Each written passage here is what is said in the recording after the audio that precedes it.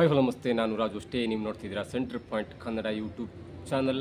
ಇತ್ತೀಚೆಗೆ ಆಗ್ತಾ ಇರುವಂಥ ದೊಡ್ಡ ಬೆಳವಣಿಗೆಯೊಂದರಲ್ಲಿ ಯೂಟ್ಯೂಬರ್ ದೂತ ಚಾನಲ್ನ ಓನರ್ ಆಗಿರುವಂಥ ಸಮೀರ್ MD ಅವರಿಗೆ ನಿರೀಕ್ಷಣಾ ಜಾಮೀನು ಸಿಕ್ಕಿದೆ.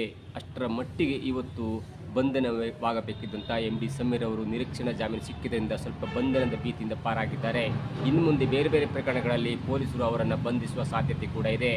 ಅಷ್ಟರ ಮಟ್ಟಿಗೆ MD ಸಮೀರ್ ಅವರಿಗೆ ಇವತ್ತು ಮಂಗಳೂರು ನ್ಯಾಯಾಲಯ ನಿರೀಕ್ಷಣಾ ಜಾಮೀನನ್ನು ಮಂಜೂರು ಮಾಡಿದೆ. ಇದರ ಒಂದು ಹಿನ್ನೆಲೆಯನ್ನು ನೋಡ್ತಾ ಹೋದರೆ ಜುಲೈ 12ಕ್ಕೆ MD ಸಮೀರ್ ಅಂದರೆ ದೂತ ಚಾನಲ್ನ ಓನರ್ ಆಗಿರುವಂಥ ದೂತ ಚಾನಲನ್ನು ನಡೆಸ್ತಾ ಇರುವಂಥ ದೂತ ಚಾನಲ್ನ ಮುಖಾಂತರ ಧರ್ಮಸ್ಥಳ ಹೊರಾರ್ ಎನ್ನುವಂಥ ಒಂದು ವಿಡಿಯೋ ಕ್ರಿಯೇಟ್ ಮಾಡಿ ಇಡೀ ರಾಷ್ಟ್ರಾದ್ಯಂತ ಸಂಚಲನವನ್ನು ಉಂಟು ಮಾಡಿ ಧರ್ಮಸ್ಥಳ ಕ್ಷೇತ್ರಕ್ಕೆ ಸ್ವಲ್ಪ ಅಪಮಾನ ಮಾಡುವಂಥ ಕೆಲಸ ಮಾಡಿದಂಥ MD ಸಮೀರ್ ಅವರ ವಿರುದ್ಧ ಮಂಗಳೂರು ಪೊಲೀಸ್ ಠಾಣೆಯಲ್ಲಿ ಒಂದು FIR ಕೂಡ ದಾಖಲಾಗಿತ್ತು. ಬರೋಬ್ಬರಿ 40 ದಿನಗಳ ನಂತರ ಅಂದರೆ ಜುಲೈ 12ಕ್ಕೆ FIR ದಾಖಲಾಗುತ್ತೆ. FIR ದಾಖಲಾದರೂ ಕೂಡ ಪೊಲೀಸರು ಓಕೆ ಬರ್ತಾರೆ, ನೋಟಿಸ್ ಕೊಡ್ತಾನೇ ಇದ್ದರು. ಅದರ ಮಧ್ಯೆ ಭೀಮನ ತಲೆಬುರುಡೆ ರಹಸ್ಯದ ಕೇಸ್ ನಡೀತಾ ಇತ್ತು. ಹಾಗಾಗಿ ಯಾವುದೇ ಕಾರಣಕ್ಕೂ SIT ತಂಡದ ಒಂದು ತನಿಖೆ ದಾರಿ ತಪ್ಪಬಾರ್ದು ಮತ್ತು ಯಾವುದೇ ಗೊಂದಲ ಆಗಬಾರ್ದು ಅನ್ನೋ ದೃಷ್ಟಿಯಲ್ಲಿ ಮಂಗಳೂರಿನ ಪೊಲೀಸರು ಒಂದು ತಾಳ್ಮೆಯ ಅಥವಾ ಕಾಯುವಿಕೆಯ ಒಂದು ತಂತ್ರವನ್ನು ಅನುಸರಿಸಿದರು. ಆದರೆ ಇದೀಗ SIT ತಂಡ ಒಂದು ಹಂತದ ತನಿಖೆಯನ್ನು ಮುಗಿಸ್ಕೊಂಡು ಬಂದಿದೆ.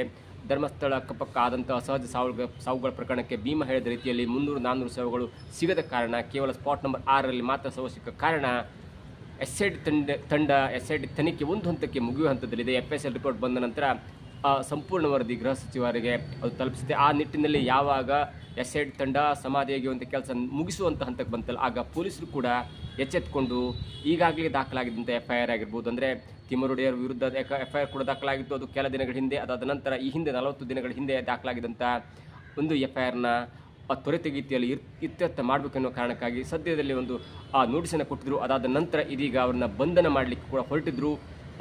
ಇವತ್ತು ಅವರ ಬನ್ನೇರುಗುಟ್ಟದ ಬಾಡಿಗೆ ನಿವಾಸದ ಬಳಿ ಬೆಳಗ್ಗೆ ಬಂದಾಗ ಅಲ್ಲಿ ಸಮೀರ್ ಕೂಡ ಇರೋಲ್ಲ ಅನ್ನುವಂಥ ಮಾಹಿತಿ ಸಂಬಂಧಿಕರು ಮನೆಯವರು ಹೇಳಿದ್ದಾರೆ. ಮೊಬೈಲ್ ಬಿಟ್ಟು ಹೋಗಿದ್ರು, ಆದರೆ ಅವರು ಕಾಣಿಸ್ತಾ ಇರಲಿಲ್ಲ.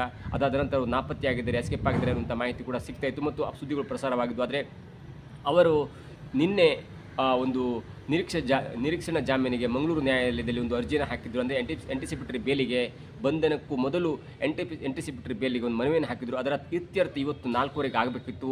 4:15 ಆದರೆ ಒಂದು ವೇಳೆ ನಿರೀಕ್ಷಣಾ ಜಾಮೀನು ಸಿಗದಿದ್ದರೆ ಪೊಲೀಸರು ಇನ್ನಷ್ಟು ತನಿಖೆ ಮಾಡಿ, ಇನ್ನಷ್ಟು ತ್ವರಿತಗತಿಯಲ್ಲಿ ತನಿಖೆ ಮಾಡಿ, ಸರ್ಚ್ ಮಾಡಿ ಸಮೀರ್ MDಯನ್ನು ಬಂಧಿಸುವಂಥ ಎಲ್ಲ ಸಾಧ್ಯತೆ ಇತ್ತು. ಆ ನಡುವೆ ಇವತ್ತು 4:15 ಸಂಜೆಗೆ ಅಂದರೆ 4:30ರ ಸುಮಾರಿಗೆ ಅವರಿಗೆ ಮಂಗಳೂರು ನ್ಯಾಯಾಲಯ ನಿರೀಕ್ಷಣಾ ಜಾಮೀನನ್ನು ಮಂಜೂರು ಮಾಡಿದೆ. ಆ ನಿರೀಕ್ಷಣಾ ಜಾಮೀನಿಲ್ಲಂದರೆ ಅವರು ಕೊಟ್ಟ ಮನವಿಯಲ್ಲಿ ಸ್ಪಷ್ಟವಾಗಿ ಉಲ್ಲೇಖವಾಗಿತ್ತು, ನನಗೆ ಸ್ವಲ್ಪ ಹೆದರಿಕೆ ಇತ್ತು, ಬೆದರಿಕೆ ಇತ್ತು ಮತ್ತು ನಾನು ಅದಕ್ಕೆ ಉತ್ತರ ಕೊಡಲಿಕ್ಕೆ, ಅಂದರೆ ಕೋರ್ಟಿಗೆ ಬಂದು ಉತ್ತರ ಕೊಡಲಿಕ್ಕೆ ಅಥವಾ ಠಾಣೆಗೆ ಬಂದು ಉತ್ತರ ಕೊಡಲಿಕ್ಕೆ ಸ್ವಲ್ಪ ಸಮಯ ಅವಕಾಶ ಬೇಕು. ಯಾಕಂದರೆ ಈಗಾಗಲೇ ಧರ್ಮಸ್ಥಳದಲ್ಲಿ ಆದಂಥ ಒಂದು ಪ್ರಕರಣ ಇದೆಯಲ್ಲ, ಪಾಂಗ್ಳ ಕ್ರಾಸ್ನಲ್ಲಿ ಕೆಲ ನನ್ನ ಸ್ನೇಹಿತ ಯೂಟ್ಯೂಬರ್ಗಳ ಮೇಲೆ ಅಲ್ಲಿನ ನೆರೆಯವರವರು ಅಥವಾ ಧರ್ಮಸ್ಥಳಕ್ಕೆ ಸಂಬಂಧಪಟ್ಟವರು ಅಮಾನುಷವಾಗಿ ಹಲ್ಲೆ ಮಾಡಿದ್ರು. ಹಾಗಾಗಿ ನನಗೂ ಕೂಡ ರಕ್ಷಣೆ ಬೇಕಾಗುತ್ತೆ, ನಾನು ಅಲ್ಲಿ ಬರಬೇಕು, ಉತ್ತರ ಕೊಡಬೇಕಂದ್ರೆ ನನಗೂ ಸ್ವಲ್ಪ ರಕ್ಷಣೆ ಬೇಕಾಗುತ್ತೆ. ಹಾಗಾಗಿ ಸ್ವಲ್ಪ ಕಾಲಾವಕಾಶವನ್ನು ಕೋರಿ ಅವರು ಒಂದು ಬೇಲನ್ನು ಪಡ್ಕೊಂಡಿದ್ರು. ಹಾಗಾಗಿ ಆ ಬೇಲನ್ನು ಆಲಿಸಿದಂಥ ಬೇಲ್ನ ಮನವಿಯನ್ನು ನೋಡಿದಂಥ ನ್ಯಾಯಾಲಯ ಕೂಡ ಅವರಿಗೆ ಆಂಟಿಸಿಪೇಟರಿ ಬೇಲನ್ನು ಕೂಡ ಮಂಜೂರು ಮಾಡಿದೆ. ಅಷ್ಟರ ಮಟ್ಟಿಗೆ ಅವರ ಮೇಲೆ ಆದಂಥ FIR ಇದೆಯಲ್ಲ, ಅದು ಧರ್ಮಸ್ಥಳ ಕಡೆಯಿಂದ ಆದಂಥ FIRನ ಒಂದು ಹಂತ ಇದೀಗ ಬಂಧನ ಆಗಲ್ಲ ಅಥವಾ ಬಂಧನದಿಂದ ಸ್ವಲ್ಪ ಮುಕ್ತಿ ಸಿಕ್ಕಿದೆ ಅಂತ ಹೇಳ್ಬೋದು. ಆದರೆ SIT ತನಿಖೆ ಆ ಹಂತದಲ್ಲಿ ಅದಕ್ಕೆ ಯಾವ ಥರ ಪ್ರೇರೇಪಣೆಯಾಗಿತ್ತು, ಆ ಕೇಸ್ನಲ್ಲಿ ತಿಮ್ಮರೊಡೆ ಆಗಿರ್ಬೋದು, ಗಿರೀಶ್ ಮಟ್ಟಣ್ಣ ಆಗಿರ್ಬೋದು, ಸಮೀರ್ MD ಆ ತನಿಖೆ, ಆ SIT ತನಿಖೆ ಇತ್ತಲ್ಲ, ಭೀಮನ ಕೇಸ್ನಲ್ಲಿ ಯಾವ ಥರ ಪಾಲ್ಗೊಂಡಿದ್ದಾರೆ, ಅವರು ಪಾಲ್ಗೊಳ್ಳಿಕ್ಕೆ ಇದೆಯಾ, ಎಲ್ಲವೂ ಕೂಡ ಮುಂದಿನ ಹಂತದ ತನಿಖೆ ಆಗುತ್ತೆ. ಅಲ್ಲೇನಾದ್ರು ಕಂಡು ಬಂದರೆ ಮತ್ತೆ ಅವ್ರ ಮೇಲೆ ಕೇಸ್ ಆಗುತ್ತೆ. ಅದು ದೊಡ್ಡ ಮಟ್ಟದ ಕೇಸ್ ಆಗ್ಬೋದು. ಯಾಕಂದರೆ ಅಲ್ಲಿ ಇದು ದೊಡ್ಡ ಮಟ್ಟದ ರಾಷ್ಟ್ರ ಮಟ್ಟದಲ್ಲಿ ಸುದ್ದಿ ಮಾಡಿದಂಥದ್ದು. ಈಗಾಗಲೇ ನೂರಾರು ಕೋಟಿ ಲೆಕ್ಕದಲ್ಲಿ ವೆಚ್ಚವಾಗಿದೆ. ಅದರ ಹಿಂದೆ ಇವರೇನಾದರೂ ಇದ್ದರೆ ಮತ್ತೆ ಅವರನ್ನು ಪೊಲೀಸರು ಕರ್ಕೊಬಂದು ರುಬ್ಬುವಂಥ ಚಾನ್ಸಸ್ ಕೂಡ ಇದೆ. ಅಷ್ಟರ ಮಟ್ಟಿಗೆ ಇವತ್ತು ಆದಂಥ, ಅಂದರೆ ಧರ್ಮಸ್ಥಳ ಕೇಸ್ಗೆ ಸಂಬಂಧಪಟ್ಟಂತೆ ಆದಂಥ, ಅಂದರೆ ಧರ್ಮಸ್ಥಳ ಕಡೆಯಿಂದ ಆದಂಥ ಒಂದು FIR ಇದೆಯಲ್ಲ, ದೂರ ಇದೆಯಲ್ಲ, ಅದರ ಇತ್ಯರ್ಥಕ್ಕೂ ಮೊದಲು ಇವತ್ತುವರೆಗೆ ಆಂಟಿಸಿಪೇಟರಿ ಬೇಲ್ ಸಿಕ್ಕಿದೆ. ಮುಂದಿನ ದಿನಗಳಲ್ಲಿ ಅವರು ಕೂಡ ಠಾಣೆಗೆ ಬರಬೇಕಾಗತ್ತೆ, ಕೋರ್ಟಿಗೆ ಬರಬೇಕಾಗತ್ತೆ ಮತ್ತು ತನ್ನ ಒಂದು ಸ್ಟೇಟ್ಮೆಂಟ್ ಇದೆಯಲ್ಲ, ದೂತ ಚಾನಲ್ನಲ್ಲಿ ಆದಂಥ ಒಂದು ಸ್ಟೇಟ್ಮೆಂಟ್ಗೆ ಉತ್ತರವನ್ನು ಕೊಡಬೇಕಾಗುತ್ತೆ. ಆ ಉತ್ತರ ಕೊಡಲಿಕ್ಕೆ ಆಗಲಿಲ್ಲ ಅಂದರೆ ಮತ್ತೆ ಅವರು ಜೈಲು ಪಾಲಾಗುತ್ತಾರೆ. ಅಷ್ಟರ ಮಟ್ಟಿಗೆ ನಾವು ಹೇಳೋದಾದರೆ ಇವತ್ತು ಬಂಧನವಾಗಬೇಕಿದ್ದಂಥ ಸಮೀರ್ MD ಅವರಿಗೆ ಕೆಲವೊಂದು ದಿನಗಳ ಕಾಲ ಒಂದು ಜಾಮೀನು ಸಿಕ್ಕಿದೆ ಅಥವಾ ಬೇಲ್ ಸಿಕ್ಕಿದೆ ಅಂತ ಹೇಳ್ಬೋದು. ಮುಂದೆ ಈ ಪ್ರಕರಣ ಯಾವೆಲ್ಲ ತಿರುವುಗಳನ್ನ ಪಡ್ಕೊಳ್ತೇವೆ ಅಂತ ಕೂಡ ಕಾದು ನೋಡಬೇಕಾಗಿದೆ.